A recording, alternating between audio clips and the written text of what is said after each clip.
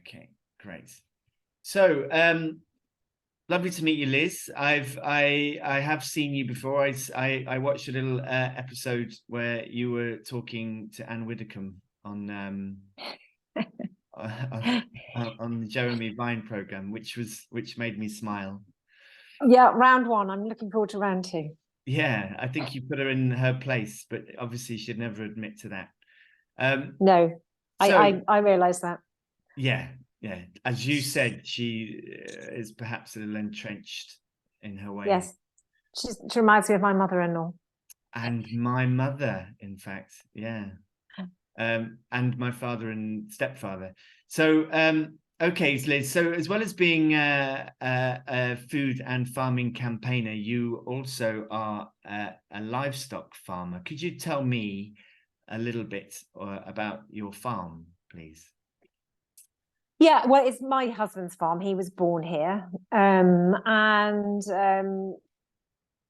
it was a fairly large farm. It used to be dairy, and we finished dairy, I don't know, mid-2000s, I suppose, because it became not worth the effort, I suppose is the word. And so went into then a beef for suckler herd. So kept a lot of the breeding stock, carried on from there. So we have about, it depends, but around about 350 animals.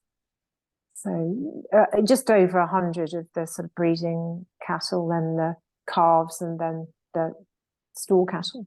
Okay. And do you, I mean, are they, I don't know what the term is, are they free range? Where we live, it's very wet. We're right on the sort of the beginning of the Thames, so it's low lying. So cattle have been on this area for, well, thousands of years. In fact, William Cobbett rode through here, if you know rural rides, 200 years ago. It's a very sort of ancient area here. And it's always been a farmed area, but of low grade soil, so not good enough to grow anything else, apart from grass really and animal feed. So they spend the summer outside, and in the winter they have to come in, and they're jolly glad to come in because it's too wet. They get problems with their feet, so they spend the winter in the sheds. So they're generally out for 7 months of the year and in the shed for about 5, depends on the weather. Okay. You mentioned earlier, we had a quick conversation, and you said as a result of Brexit, your farming habits have changed slightly. Yeah, I mean, only that because of money, and BPS is now in its last stages. It's been withdrawn gradually, and so we've been working this last year to bring the youngsters on quicker so that they go into them, they have a shorter life essentially, and that's the way that we can continue to farm them and keep them. Otherwise they become very expensive pets. I see. And as much as we love looking after them, there becomes a point where economically you can't justify keeping them going. So we're sort of trying to keep things going in a sort of halfway house. If we were younger, we could probably increase the size of the herd, but we don't want to do that. We're too old. But that is what a lot of people are doing, especially younger farmers. They are increasing their numbers. The more numbers you've got, then the more economic it is. Which is why Australia and New Zealand, can produce meat so quickly, so cheaply, or cheaper than us, because they don't have the same standards that we have, and their numbers are phenomenal. So what is BPS? That's the basic payments system. So that was the food subsidy cap that everybody moaned about, that was so terrible. I don't know why they did. It was a very efficient way of ensuring that farmers could continue to make food and hedge against the market problems. That there's always a buffer there.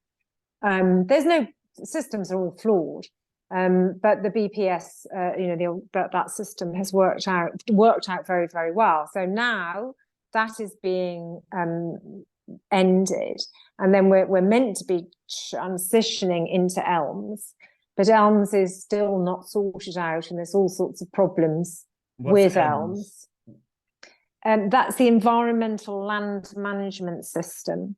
So it was this sort of panacea of the sort of environmentalists thought it was going to be amazing and everything else. But you've got to be able to take land out of production. As I said to you, it's all very well thinking when you're Zach Goldsmith and you're a multimillionaire and you've got lots of land and you don't have to make money out of it, then you probably can have 5 or 6 animals out in hundreds of acres. But not all of us are in that luxury. You've got to be able to it's got the economics have to work. So if you've got a particularly large farm, a lot of land, then yes, there is a way of working it out. But it does mean that the amount of food that we're producing, will certainly be depleted. So the idea, there has to be a delicate balance between getting enough food, making it a viable economic model, and it being palatable to consumers. And that's what we've had with the CAP. We had the best model. Consumers could say, we're not happy with the way you're keeping your chickens. You have all of that is being taken away now. And it's all being about farmers really becoming almost park keepers to some extent, with this sort of sideline of producing food or doing camping or whatever else people are finding to do, or storing caravans. Some people are doing all sorts of different things. There's more money in probably having a camping site than there is looking after cattle.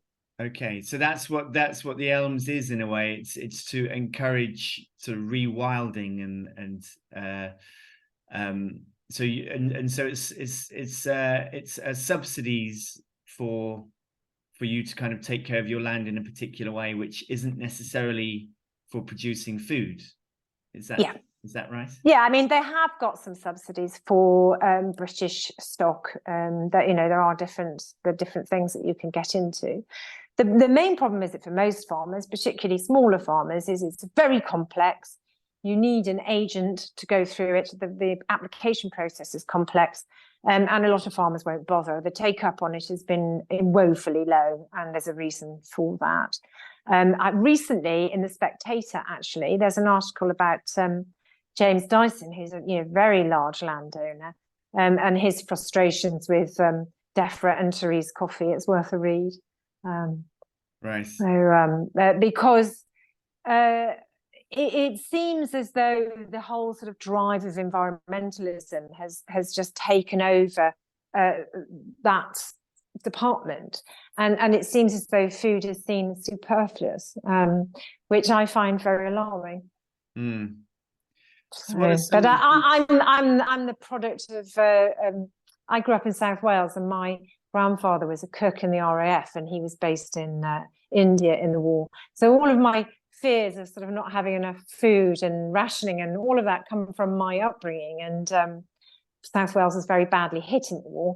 So I think it's we need to make sure that we've got enough food, because you never know when there's going to be a climate catastrophe or war, as we've seen with Ukraine. And so I think that it seems as though the importance of food within this government and the civil service has been forgotten.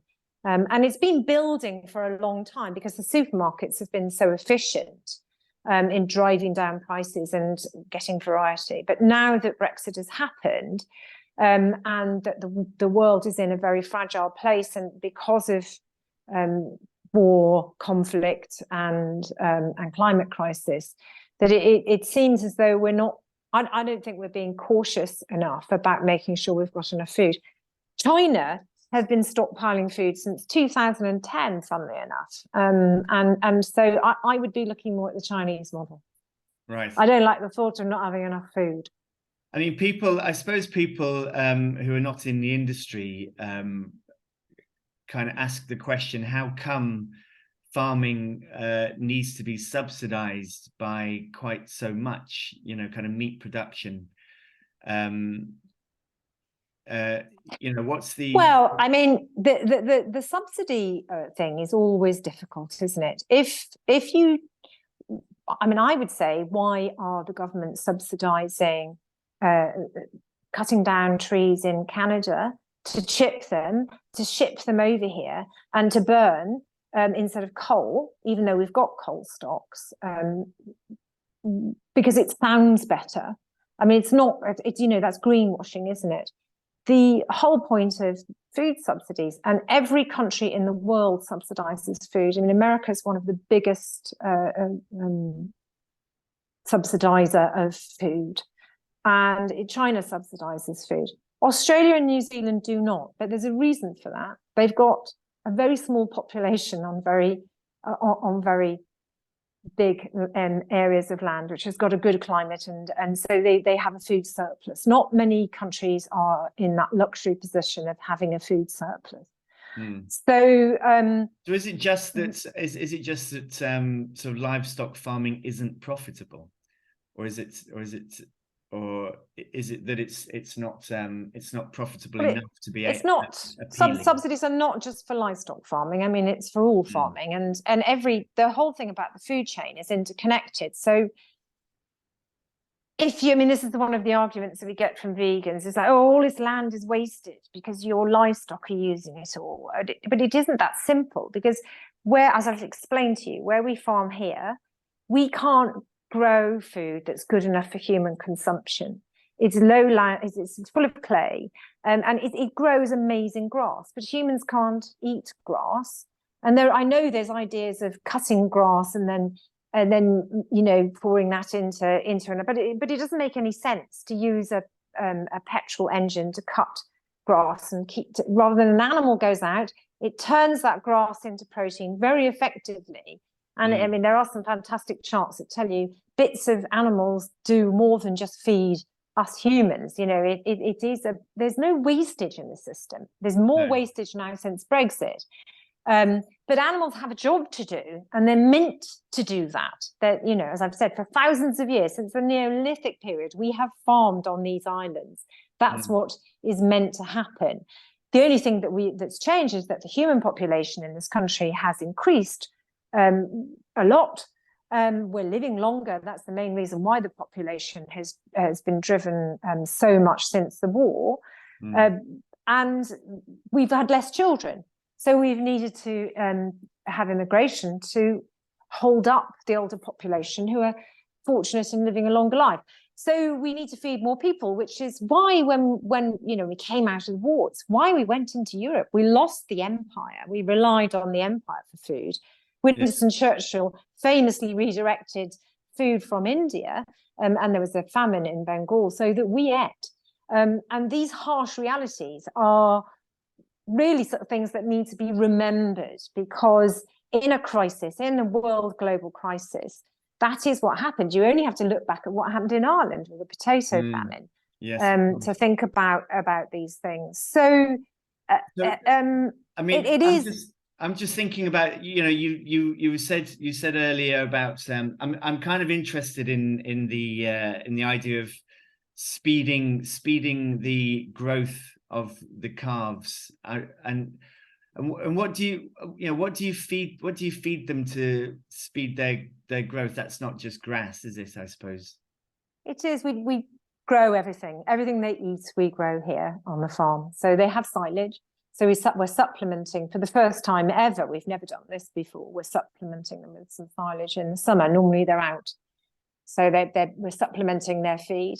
In America and Canada and Australia, they use hormones. We don't use hormones here, because often that is the chemical that is, the chemicals are similar in the lab grown food, that they have to use some of those hormones, and that is something I would go out of my way to avoid. I will not be eating hormones. So how does it speed up their growth if it's just grass they're eating? Because they're eating more and they're doing less. Oh, I see. If they're out running around hundreds of acres, they're running around having fun and playing, and they use more energy. Whereas if they're not in such a large field, they're not running so much. I mean, so they normally have a sort of fairly, especially because they're younger. It's like a puppy, when you've got a younger dog, they do more. So there's not much between a dog and a cow in that respect. So I suppose they get more sort of fatty then, do they? I mean, it's clearly not sort of muscle on. Well, no, it will be muscle. They're young. They're just, as I said, they lose weight over the summer generally because they're outside, over a period from April through till November or end of October. So it is the fact that they won't lose weight this summer, so they won't be fat. No, it's not. It's not artificial. We're not artificially stuffing them. You would probably find that more with the hormone-fed ones. Right. And when they're in a feedlot, it's very different to what they've got here. They're still in a field, but they're not in a feedlot.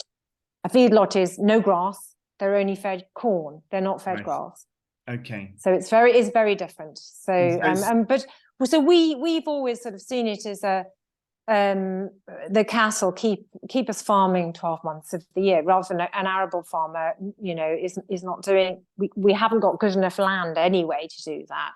So it's a way of balancing it out. So how much would that? What sort of difference would that make to the lifespan of an animal then? Well, probably it's going to be a couple of months shorter. Or is that all? It's not. Yeah. It's not years. It's just months. Yeah. But if you're in a feedlot, what does that reduce the animal's life to? Do you know?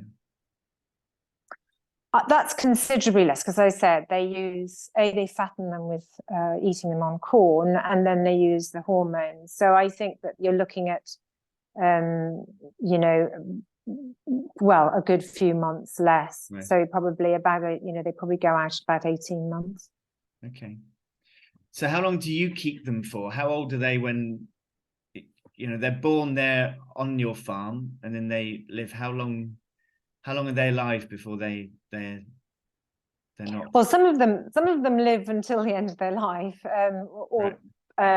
because they're the ones that you're breeding from. But then some of them, the ones that go out into the food chain, are generally about 2 years old. Okay.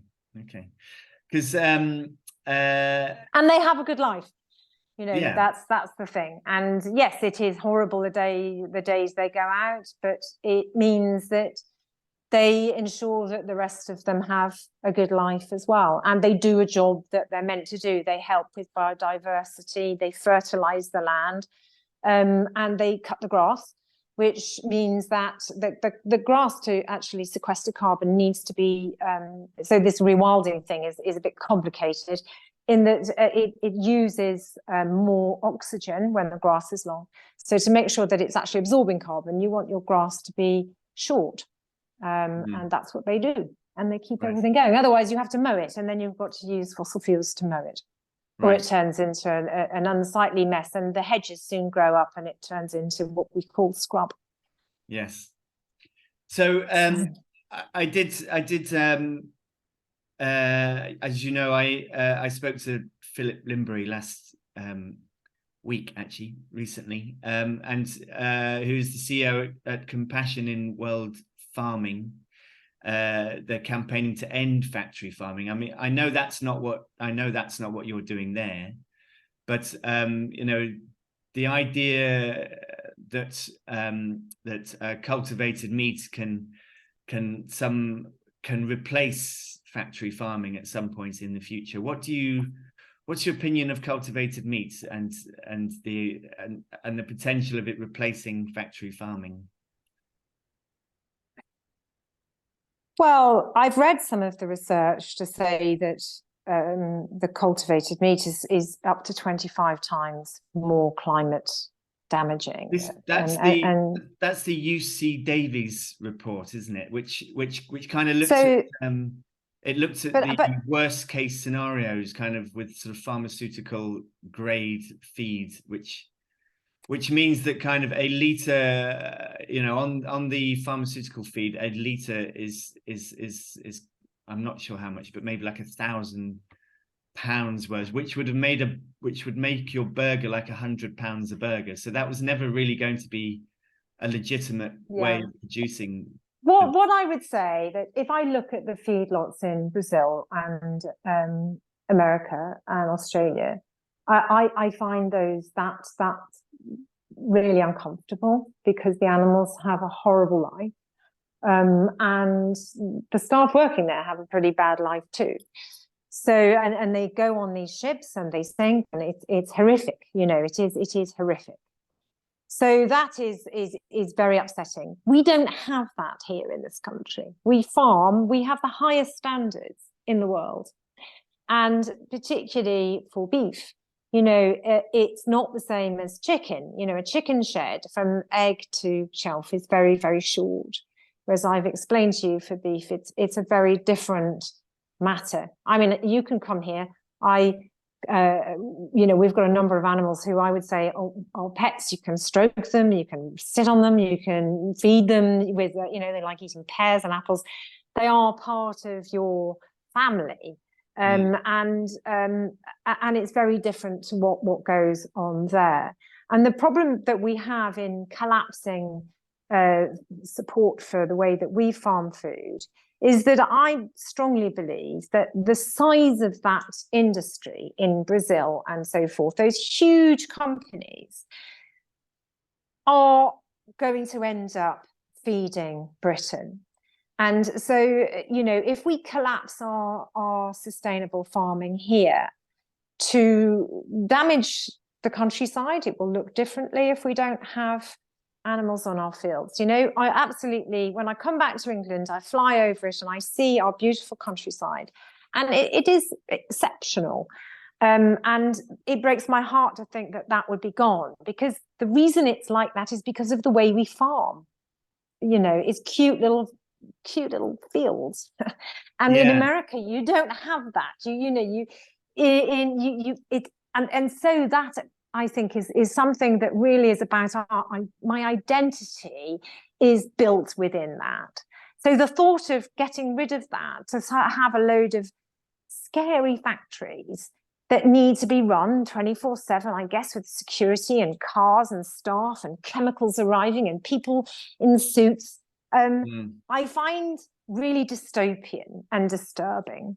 I mean, I understand that feeling, but really, I don't think there's any suggestion that the bioreactors or the cultivated meat would replace the small scale farming, where it is going to, because that's what Brexit changes are ensuring, that the smaller scale farming is not being supported. And so and this is what's gone wrong with Brexit from this government. But they really, to cut off our food supply from Europe is one thing. We're no longer a priority for Europe. I know we're the only ones with red tape, but we're no longer seen as in the club. So we're sort of like second on the list to go anywhere, which is why we're having to fall to rely on food from Morocco more than we did. And ultimately, it means that the only farming that probably will continue is the intensive farming, and that's, so your labs are not going to replace it's the small cute farms that are going to go, and they're already beginning to go. And that's what is so sad. But I suppose the question there, I mean, if it's inevitable that those small farms are going to go anyway and to be turned into factory farming, industrial farming, which would we rather? Would we rather have a kind of slaughter factory, or would we rather have a kind of cultivated meat factory where, I mean, it becomes a similar system, doesn't it? Where where kind of one has a lot of slaughter in it, and the other one has a huge bioreactor, which is essentially a cow. But it's not taking away, the cultivated meat is not. Yeah, I mean, the slaughter, when you focus on the end, when you get a dog or a cat, you don't focus on the end of their life. You enjoy their life, and then they go to the vet most of the time. Most of them end up being, put to sleep generally. And, most of the dogs I've had have been put to sleep because of wanting to make sure they don't suffer. And so ultimately, if you focused on the end of the life of a pet, you're not going to have a pet. And then there wouldn't be any dogs or cats, you know, there wouldn't be as many. So all of these things are subjective and it's complicated. But ultimately, we are still at a point where we can protect our farming. There still is time to stop the worst happening. And what I would say to, you know, hopefully soon we're going to have a change of government. It's looking very likely that Labour are going to win the next government. And I will push hard to ensure that we do hold on to good food, because what I'm scared of is that we end up with a food system like our clothing system, where everybody wears synthetic fibres, apart from the super rich who can afford the best. And that is not a world I want to be in, because I believe in equality, and food equality and health really are what we've enjoyed within the European Union, and that is what is on the radar here. As in, you can't afford food. Oh dear, bad luck. There's been a war. We've done Brexit. But okay, you can eat this food that comes from a lab and be a guinea pig and see how long you live with it, because that's kind of what it feels like. Or you've got to eat the stuff that's shipped in from a feedlot. So I think it's a very difficult topic to talk about. I'm not a Luddite, and I'm not. You know, I understand there's not ideal things about farming. But I think that our farming system is very good. And I think there's a lot more that could be invested into it to make it better. And I think for our future and for future generations, it's a fight that's worth fighting for, because it's, as I've said, it's our countryside. It is the most sustainable and friendly way of doing it. And the thought of turning these fields into concrete factories to grow meat is just hideous. It seems to me that you are against industrial farming. That you'd rather, you know, you'd rather kind of keep it, you know, small, as we all would. But I mean, if so we need to stop subsidizing logs coming over from Canada to be supposedly green when it's not. And get behind our farming system, because you are what you eat. You literally are what you eat. A good diet makes a person. And we've already got health problems now. We've got malnutrition back on the radar. 11,000 people last year hospitalized with rickets coming back, you know, and it's horrific. And that shouldn't be happening in a modern society.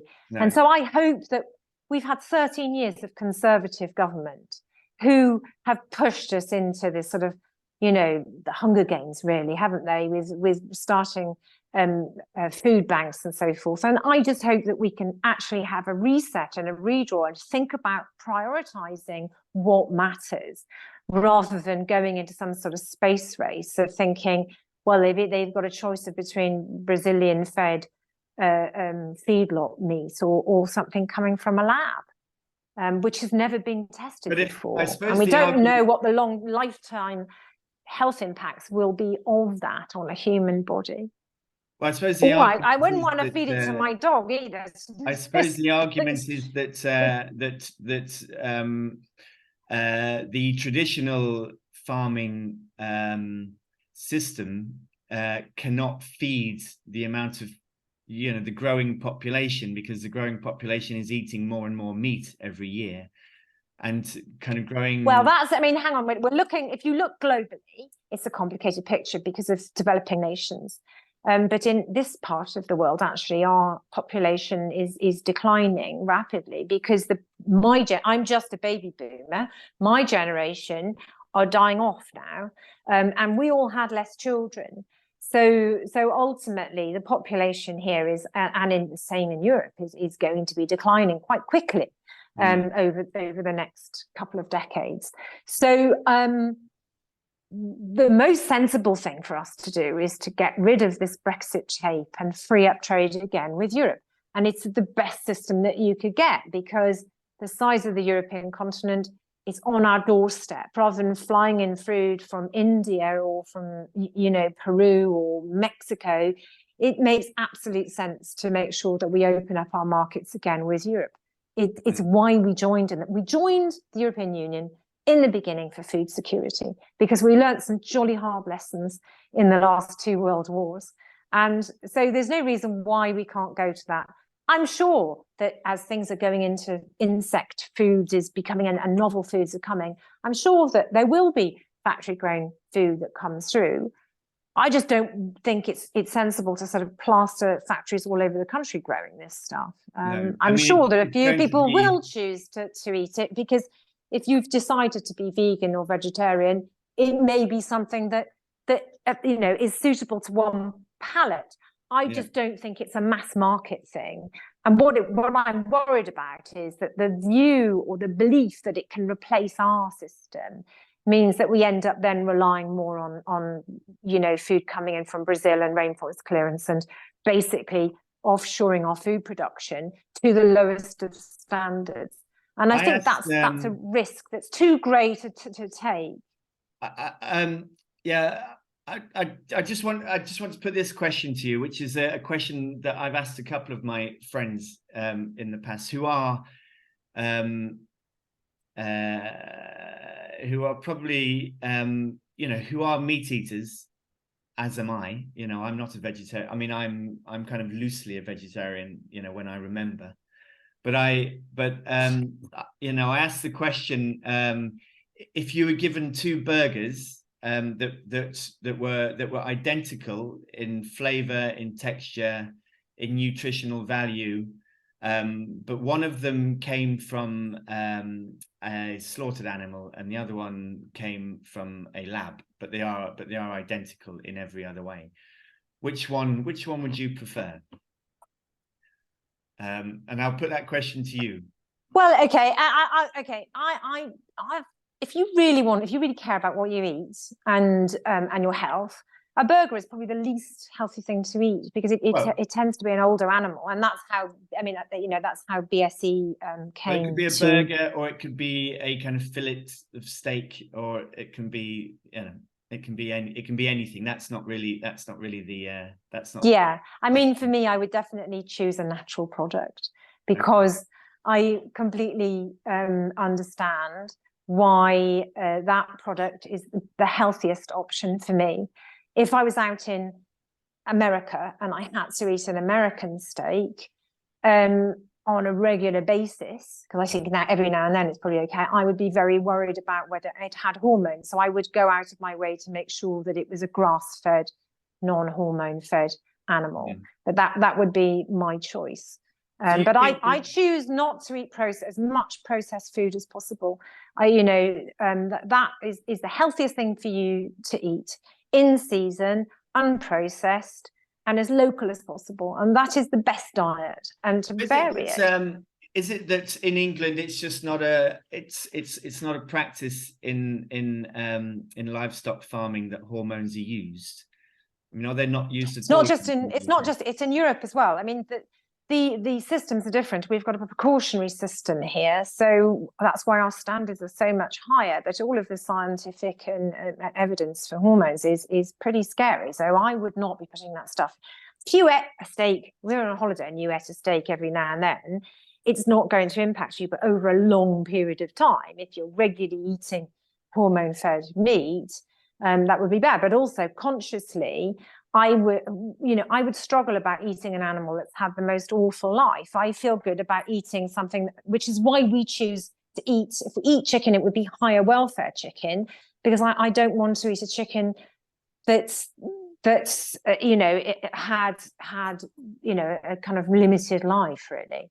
So, and particularly in America, the way that chickens are reared is pretty horrific. So. I mean, the other thing also is the use of antibiotics, isn't there?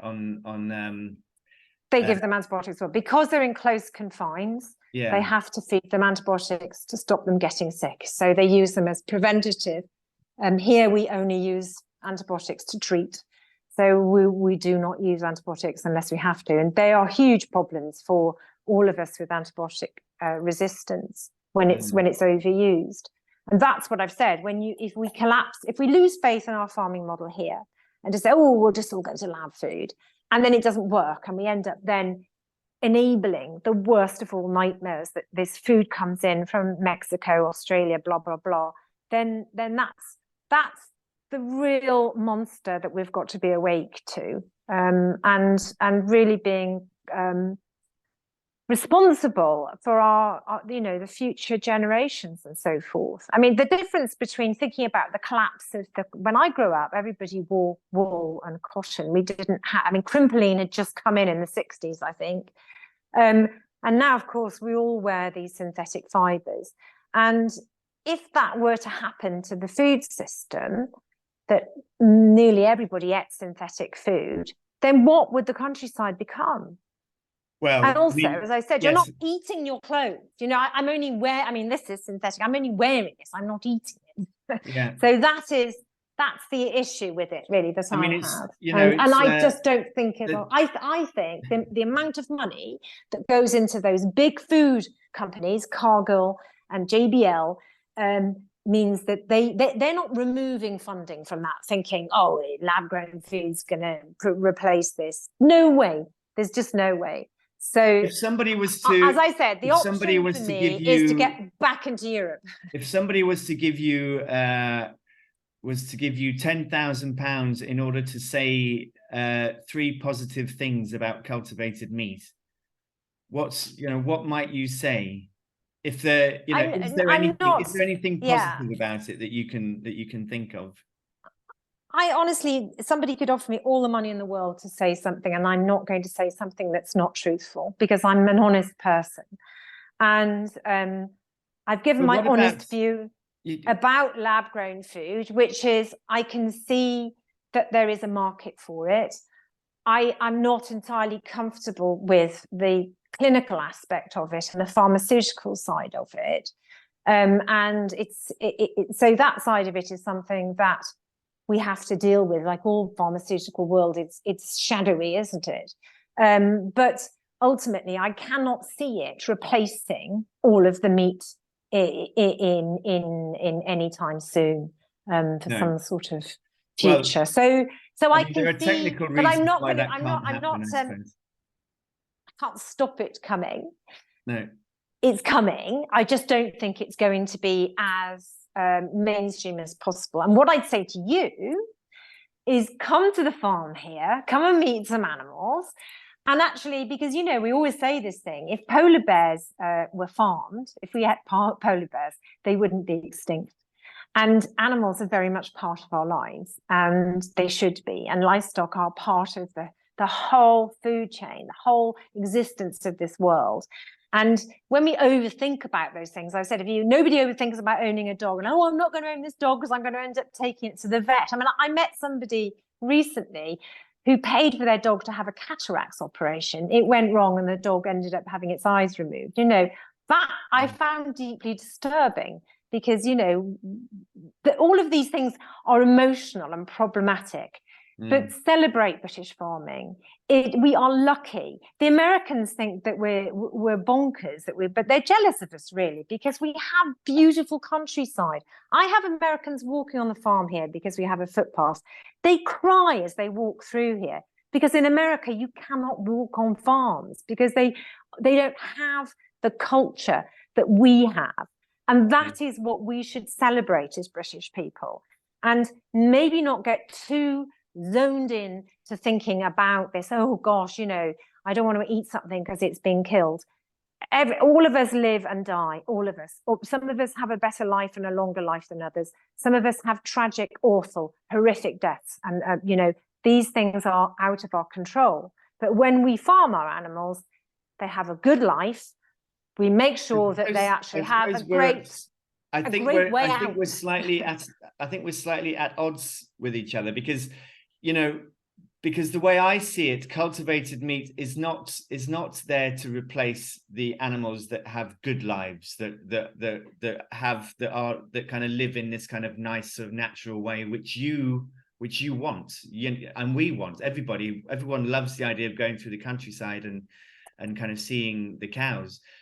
The idea of cultivated meat is to replace the cows that have an awful life, is to replace the pigs and the chickens that have awful lives. Well, I know, but this is the same as this argument is the same as the Brexit argument. People say, I voted. I mean, June Mummery voted to bring back fishing. But of course, fishing didn't happen. And I see the bigger picture in that the corporations here, the global corporations, are the people with the power and the strength to control the food system.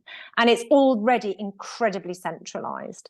And everything is being hoovered up into one big place. So ultimately, the push for lab, or the belief that it's okay to go down this thing because it's stopping animal suffering, is not true. As I said, I think it will end up that lab-grown food is niche, and it'll remain niche. And I think that the mass market will be fed from those awful feedlots. So we really must fight to get behind our countryside, our British farming, our values, our health, and our traditions. And that's what I would say. If you lived in America, I could understand you pushing more for lab-grown meat because of the way that they have gone. But we're not there yet.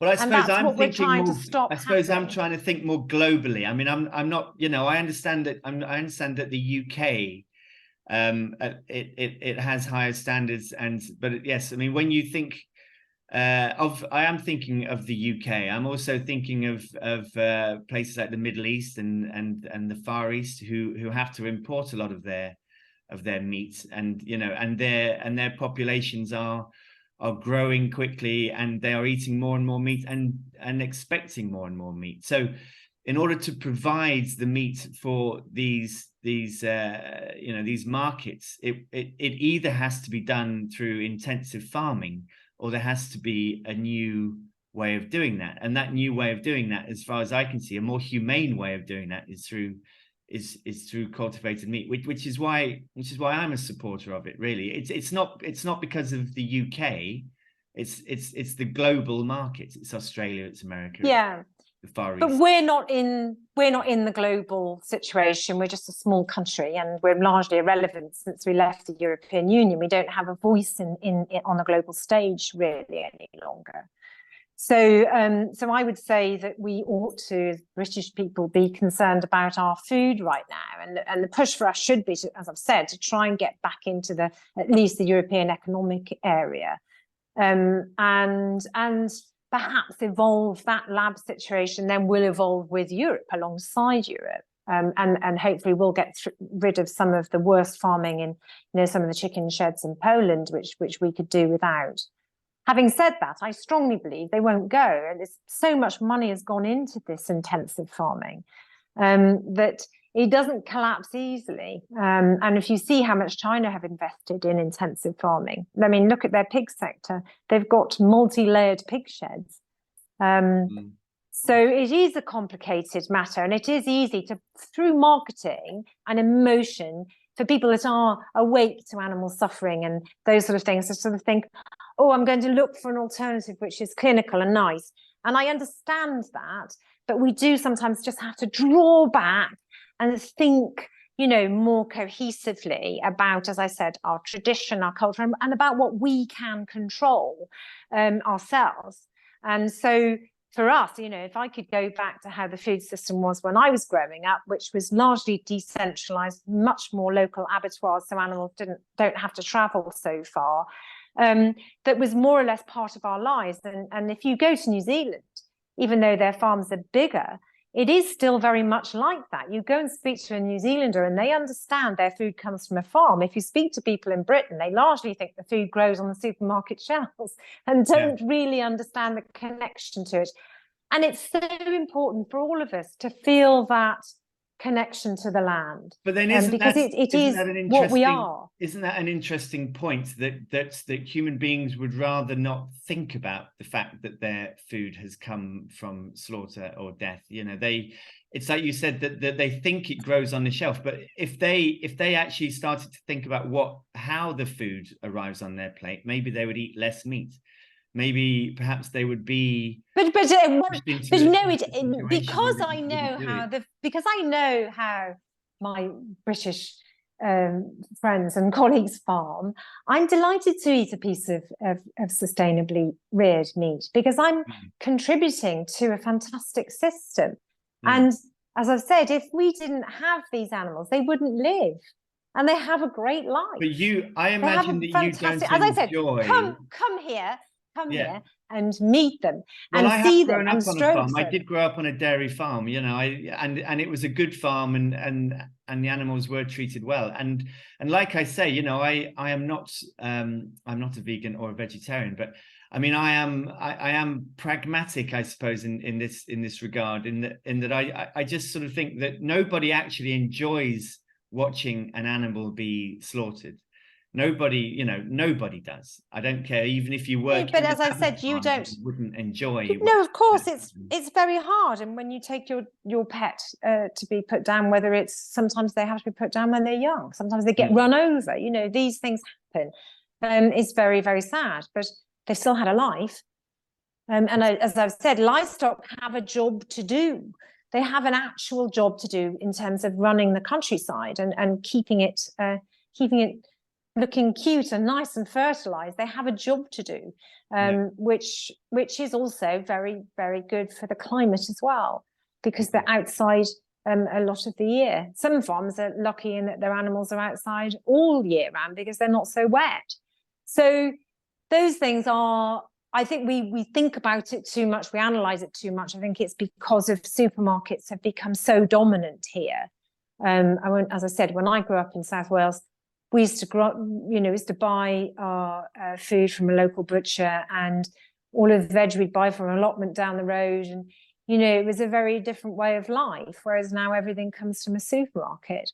But there's no reason to say that we can't reverse some of that. If people are going to be more concerned about where their food has come from, it means they've got to commit to paying more for it instead of this constant drive down to, you know, cheaper foods. I mean, I don't think it's a coincidence that that the kind of less and less we associate the meat on the supermarket shelves with the animal, you know, with the slaughter, the more we want to eat meat, you know.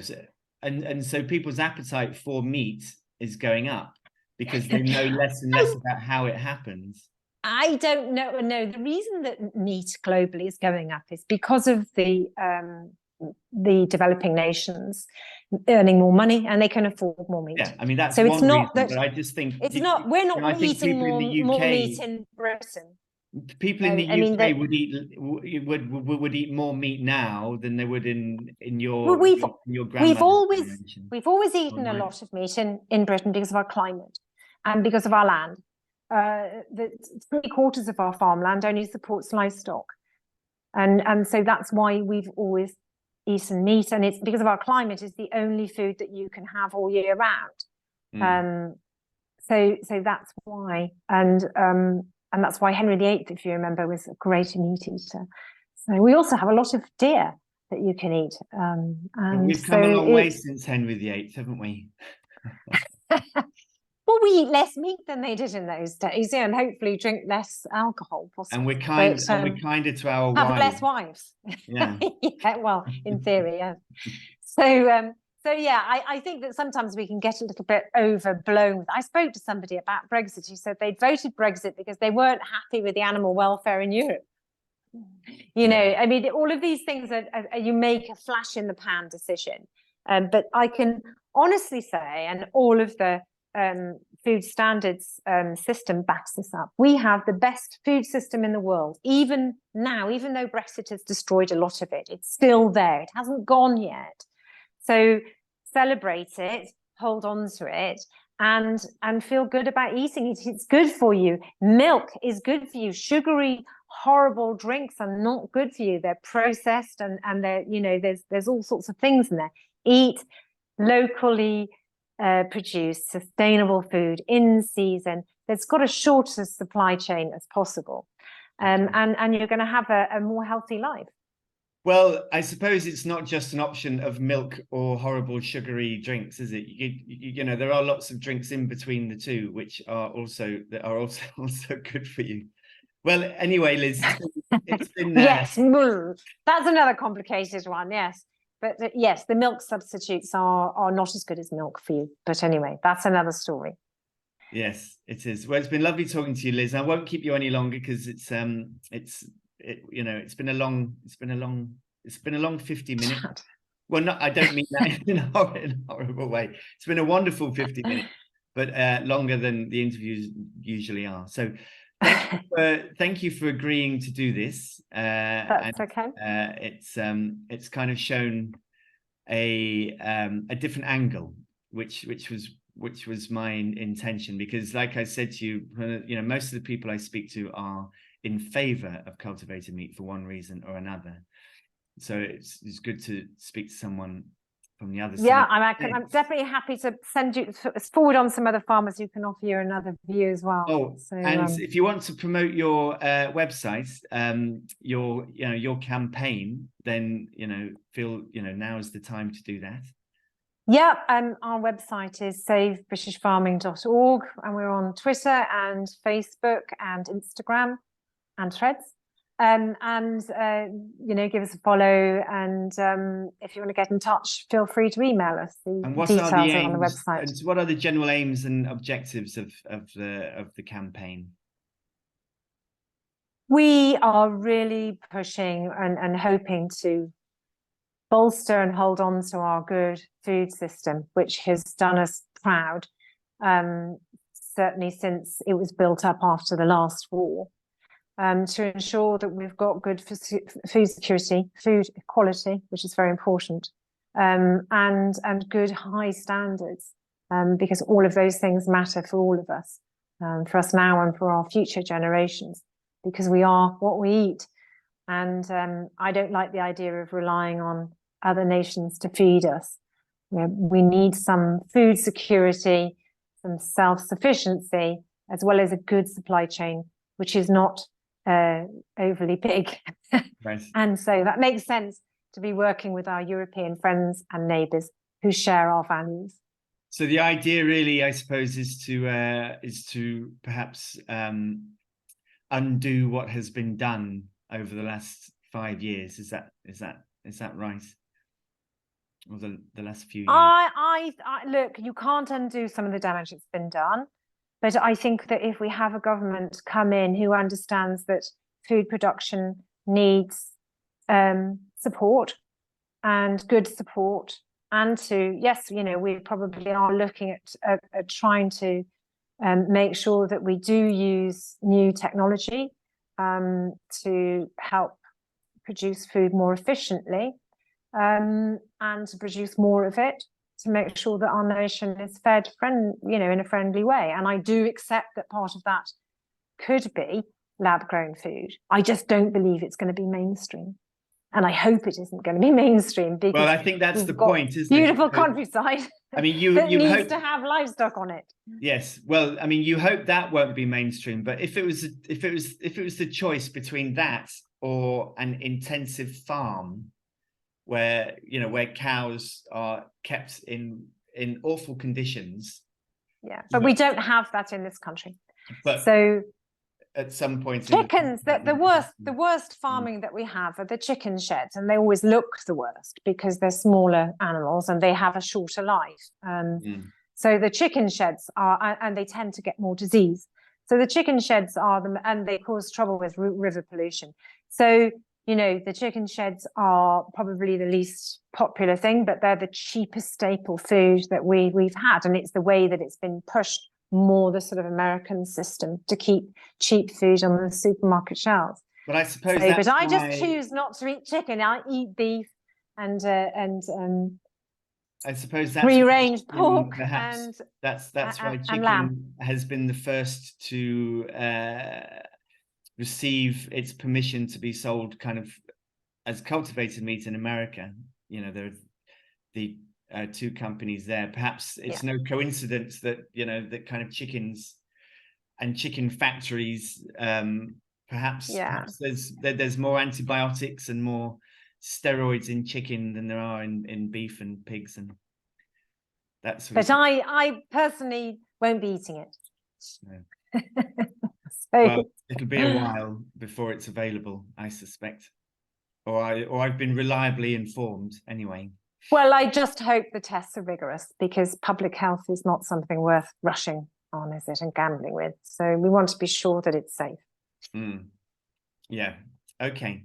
Well, thank you for talking, Liz. And that's okay. Good to meet you. And as I said, if you want to speak to any other farmers, I'm more than happy to pass on their detail. Okay. Okay. I'm just going to end the recording now, and then. Oh no, that's not the recording. Hold on. Cancel.